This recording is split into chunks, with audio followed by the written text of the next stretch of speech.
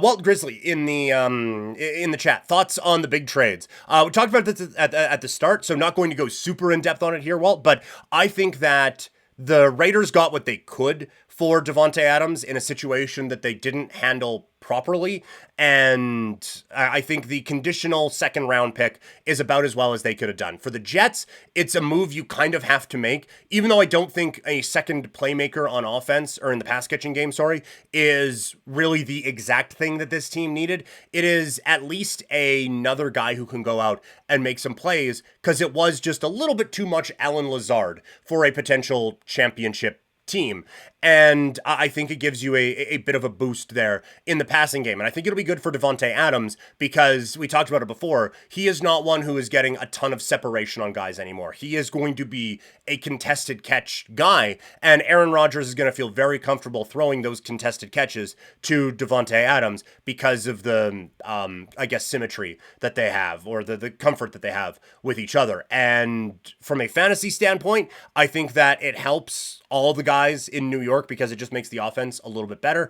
And I think it's, I mean, you weren't going to be starting the quarterbacks in Vegas anyway. And I think it makes Myers and Bowers like move up a little bit, but you're probably starting them anyway. For Amari Cooper, I think it's a huge deal for Buffalo. This was, I think, the biggest need is going out and getting a playmaker. And I think Amari Cooper still has a lot of talent left in that body, and it was being completely wasted in Cleveland. I think he is a legitimate number one option on a team that needed a legitimate number one option. And so I come away from this day where Buffalo beat the Jets last night, and I kind of think they won the day again today by getting Amari Cooper and really addressing that need. And they still have needs on the defensive side of the football. I think last night proved that again, but this was one of the top 2 or 3 things on their checklist that I think a lot of people would agree that they need. And so I don't think the power dynamic shifted in the division, because I liked the Bills more before, and now I just like them a little bit extra. And yeah, well, to your point,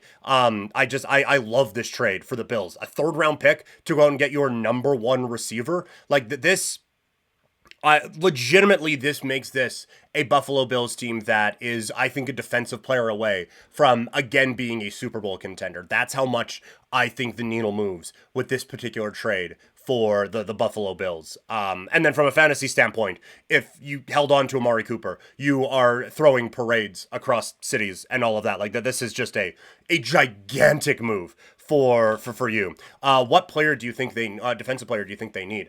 That is an interesting question. Honestly, you know what? We had kind of did the Raider thing at the beginning, and a lot of teams are calling on Max Crosby now. That's obvious. But like, just again, off the top of my head, Spillane with the Raiders, he is a linebacker who just kind of feels like he is everywhere. I think they kind of need something along those lines to kind of help out in the middle of the field. I do think they need another coverage guy as well. I don't, like, off the top of my head, I don't know who would be available for that sort of a thing. Like, just the teams that would have that kind of a guy wouldn't be giving them up. And like Cleveland, I don't think their identity is going to be so based around their defense that I don't think they're going to be trading guys away. So when we look at the teams that are going to be in like blow it up mode, like I don't think Carolina has one that they would want to be giving away.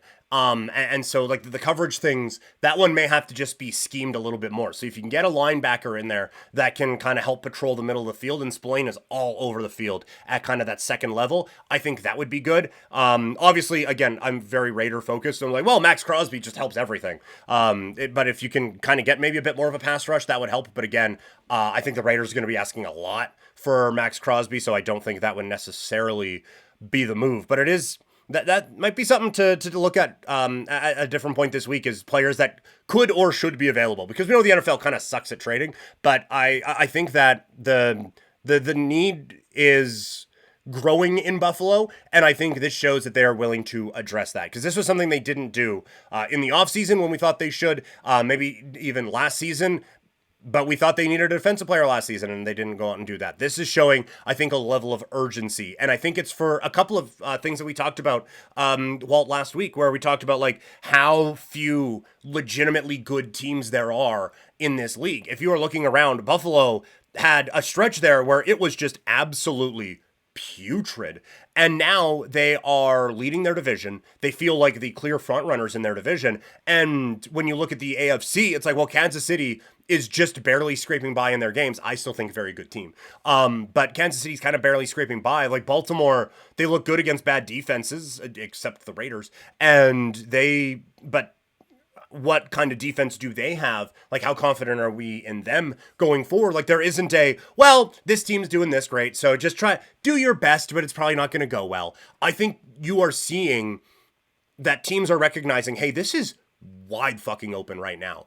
And so I do think that this should be a bit more like a traditional sports trade deadline period. Like you talk, Walt saying there in the chat, do you think the Saints should go into rebuild mode? Kinda, yeah. Now they are in a tricky spot because I mean the division feels.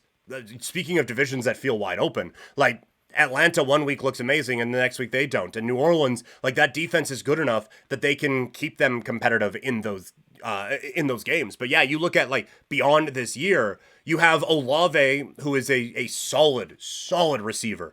And you have a good defensive coach with some defensive players over there. But this is not going to be a team that is set up for Super Bowl success, right? They are, I think their ceiling is 9-8, and you hope that you face a team that slips on a banana peel, and then like you finish 9-8, you win your division, you win that first wild card game because you have home field advantage, you take on a team that slips on a banana peel in the divisional round, and holy shit, look at this, we're in the NFC Championship game. Like that is kind of your peak, is that, well, hopefully 9 things go well for us and we can get it. And they just have a ceiling. And so, yeah, like I think that they should be looking at making some of those moves. I think that when you look at, like, Carolina is kind of already doing it. And boy, if they're in a spot to draft a quarterback again, that would be a really fun discussion. But let's look at some of the other teams who are kind of in struggles right now. Jacksonville at 1-5. Holy hell, do they need to shake things up? That one's tough because you have the quarterback locked in, and so they kind of need to be in asset acquiring mode instead of like full-on dump, rebuild, whatever. The Browns absolutely should try to be rebuilding. The Rams, 100%. Same with the Bengals. And like you look at some of these teams where it might be a little bit more on the fence, but now so many players and so many teams are all kind of bunched up. If you can be a seller and take advantage of this and go out and like, hey, take a couple of our guys, get first and second, we'll take those. You don't need those. You're going for a championship. I think that this has the potential to be like other sports trade deadlines, and hopefully we do get to that point. If they're looking to rebuild, would moving Latimer make sense? He's 28 now. 100%. Latimer would be a really good one. And you talk about like, I think Buffalo is an obvious one that we are discussing. They would need that 100%. I think Baltimore is probably in need of some help in that area as well. I would suggest maybe even Philadelphia, given like they have some youth out there at defensive back, but I think having a Lattimore there would help to kind of solidify some stuff on the defensive side of the ball for that team. And you could see Dallas doing something stupid and giving up high level draft pick for that. Excuse me, because the defense in Dallas is dog shit right now too. So yeah, like it feels like if there is going to be a year, AFC does seem more likely, Walt. You're right. Just how these things work. I mean, we saw it today with Devontae Adams, right? The rumors that the Chiefs were offering a second. Well, we don't want to trade him in division. Yeah, if you have Lattimore, and at 28, you can, I guess, like talk yourself into that a little bit more, that you don't want to be having to compete with that guy. But also, if he is not helping you win now and you just need to get the most assets back, then just get the most assets back. But probably AFC would make the most sense for that. But it does really feel like, again, we have so many of these teams bottled up that if one or two bad teams just wants to be like, hey, you know what? Yard sale, man. Whatever you want, everything must go.